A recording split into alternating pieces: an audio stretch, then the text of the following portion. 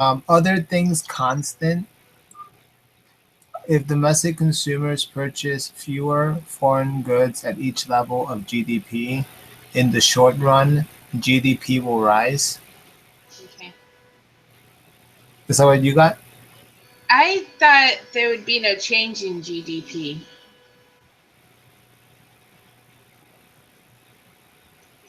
And this one I didn't know, and so I guessed, to be honest with you.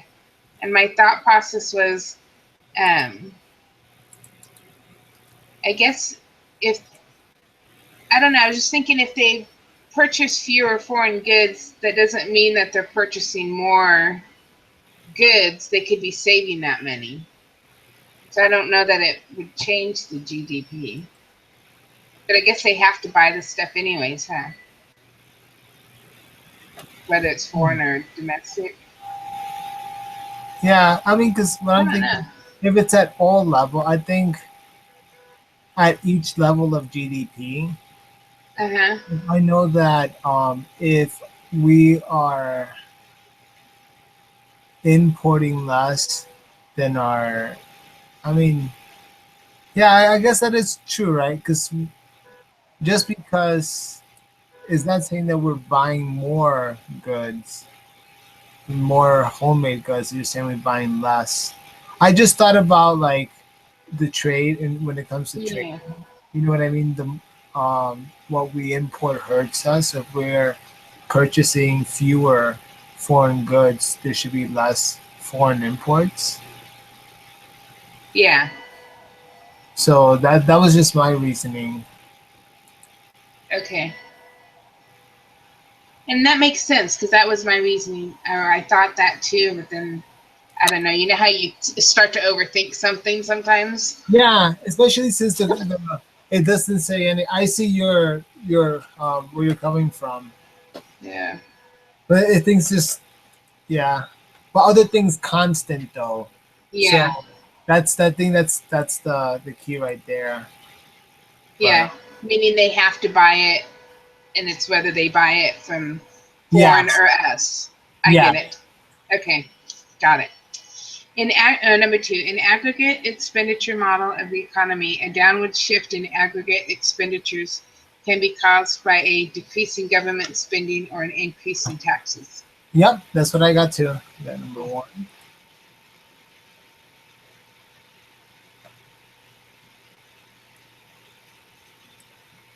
Okay, this is one of the ones I didn't understand too well. A tax cut will have a greater effect on equilibrium GDP, and this is where I was like, I um, don't. is it our average propensity to consume is larger? Huh. But I'm not too sure. What do you think? I wrote marginal propensity to save is smaller, right? Because a tax cut will only have an effect, or will have a greater effect if the money's being spent, right?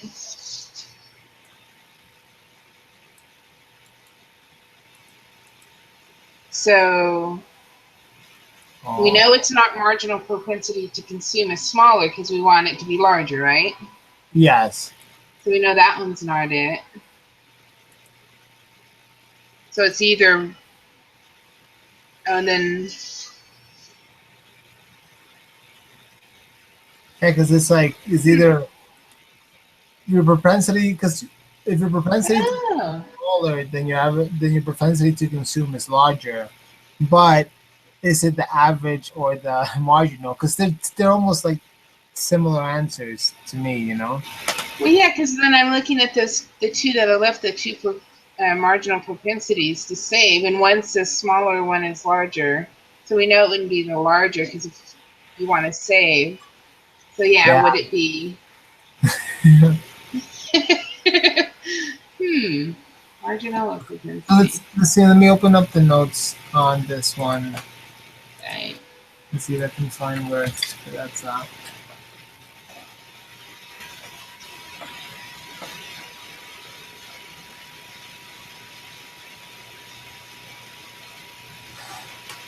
Connect is really slow today. Yeah. Consumption.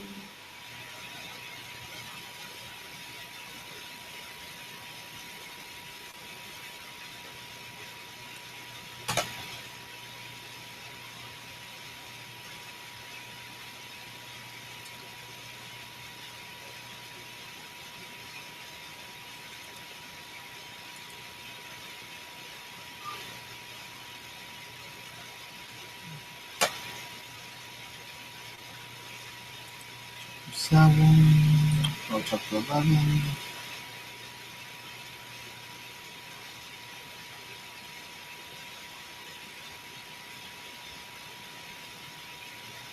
All right, activating DDP.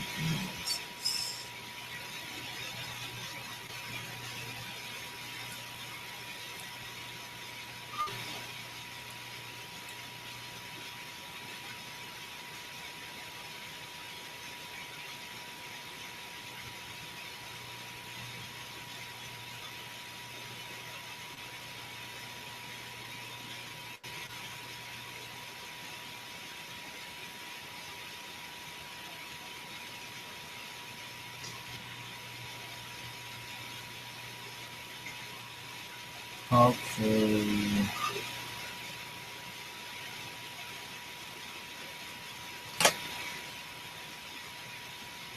So we're looking to see the effect of a tax cut. Yeah, and I'm thinking it's the marginal propensity, because if you go to page 252, it talks about tax and equilibrium. Okay, 252. Yeah, or it's under the aggregate or adding the public sector. If you go to page 252 on that. What's lesson? For some reason, it's not okay. 252. All right, let me go forward.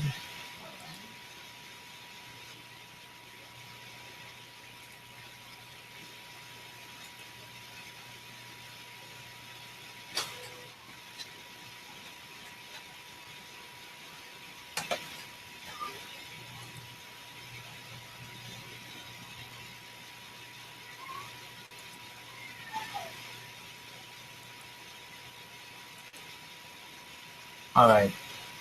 All right, there you go. So what is that?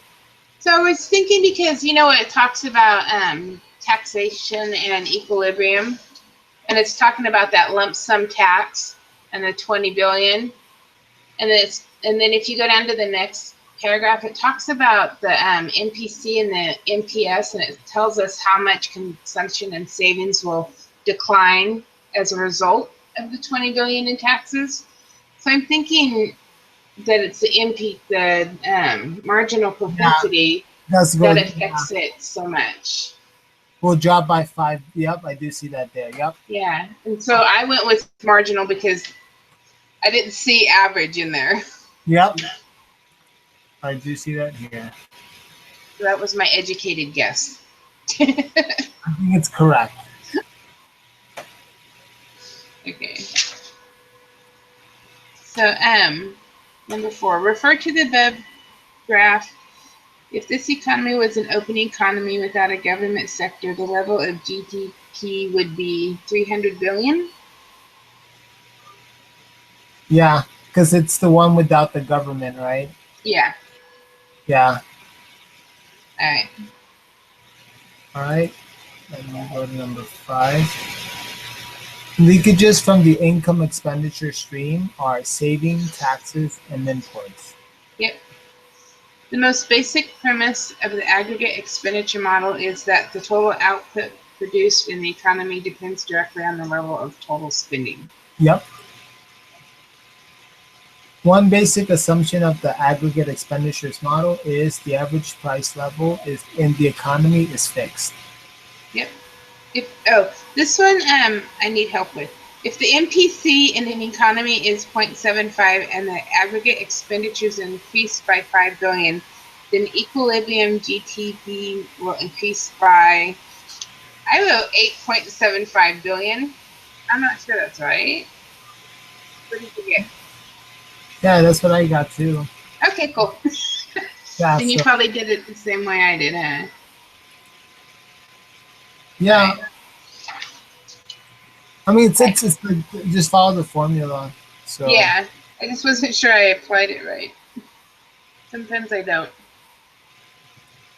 Okay.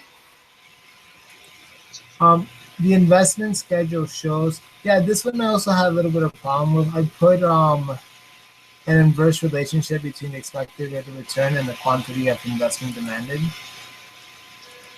Can I put amounts business firms collectively intend to invest at each possible level of GDP? So let's go to um, okay, wait, I'm finding it just a second. Where I found that.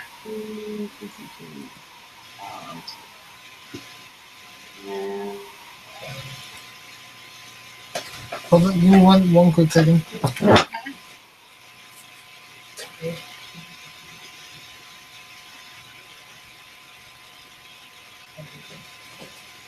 All right.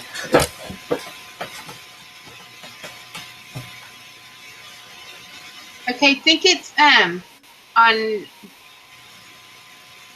right under consumption and investment schedules. Okay.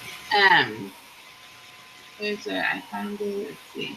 I know under the diagram it says the investment schedule relates the amount of investment determined um, to the various levels of GDP. So I Oh was yeah, thinking, yeah, I remember it saying that. So the amounts I business firms collectively intend to invest at each possible level of GDP. yeah, I think Okay. it's the curve that right. You should not get yeah, because I think it's the curve that shows the relationship between the return and the investment demand. Remember the curve because you have on the side you have rate and whatever, and then down here you have the dollar amounts, and so it's the Yeah. curve, and then that determines the investment schedule, which makes the line. Yeah, Okay. you. Okay, so number 10, the difference between the investment demand curve and the investment schedule is that the former shows an inverse relationship between investment and interest rate, while the latter shows no correlation between investment and income. Yep. Right. If the expected rate of return on investment decreases, then most likely the investment schedule will shift downward. Yep.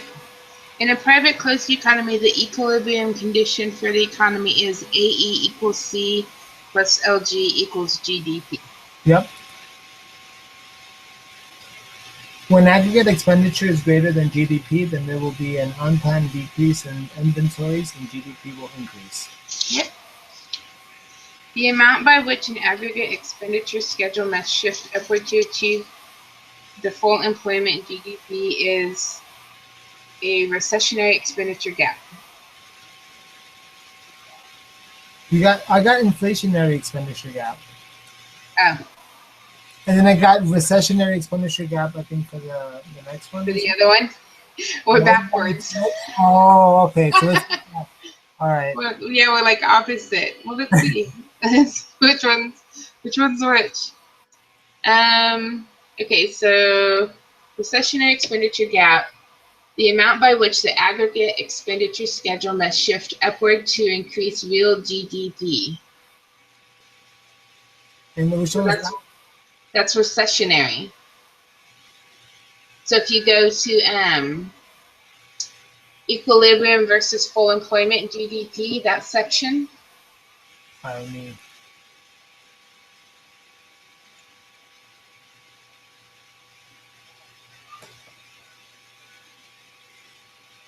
what page is that on?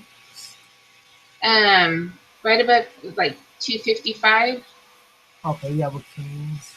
And then if you just hover over recessionary expenditure gap, it gives you the definition.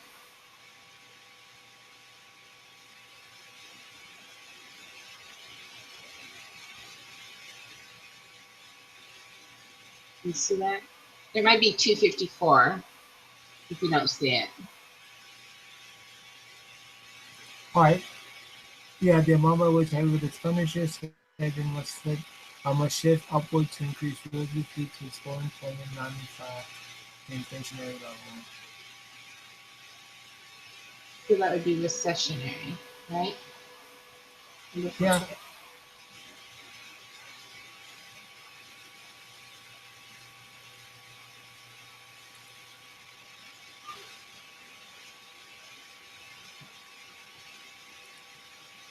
Oh yeah. Yeah, because then if you scroll down, I think inflationary is right below it. Yeah, so on page 256, if you find inflationary,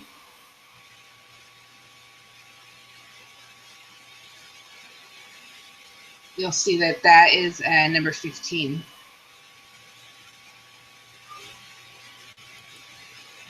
Oh yeah, because it's downward. Got you. Yeah. Let me see. Okay. So this one is inflation. I see what you mean. All right. Yeah. So 14 would be recessionary. 15 is inflationary. Okay. Yeah. All right. 16.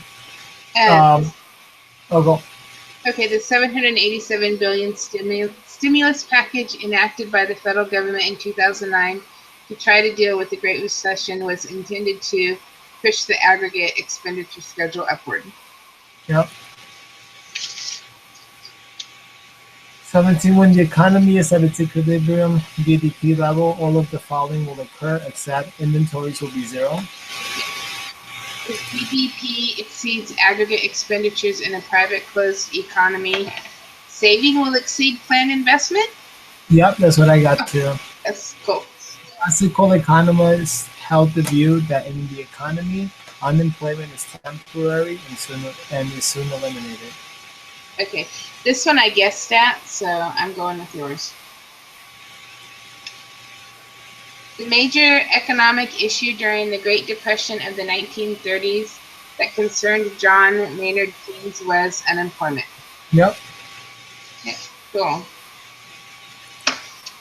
I'm going to submit this. And I'm going to submit our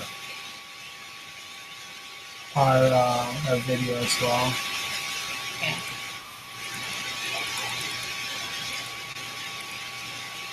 Okay, so we'll meet next Thursday at 8. Yeah, that works for me. Okay, cool. Wow. All right. So All right. I'm going to go save this Thursday at 8 your time, Pacific. All right. Awesome. Thank you so much. Thank you. Have a good night. Have a good night. Take care.